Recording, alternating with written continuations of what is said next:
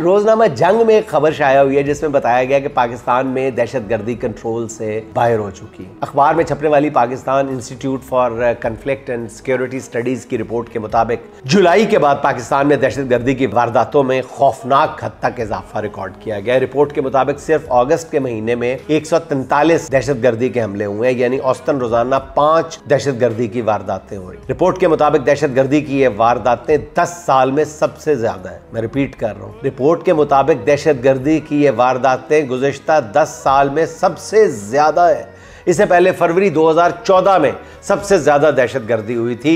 सिर्फ अगस्त के महीने में होने वाली दहशतगर्दी में 194 अफराद मारे गए, जिनमें 73 सिक्योरिटी एहलकार थे। दहशतगर्दी में जख्मी होने वाले 238 अफराद में से 129 कानून नाफिज करने वाले इदारों के एहलकार थे। इन नाज़रीन खौफनाक अदाद शुमार के बावजूद कभी किसी ने ये सुना कि हमारी अदालतों ने कितने दहशतगर्दों को सजा सुनाई? सजा के बारे में किसी ने सुना? ना। कितने दहशतगर्दों को अदालती फैसलों के मुताबिक कैफरे किरदार तक पहुंचाया गया? सुना?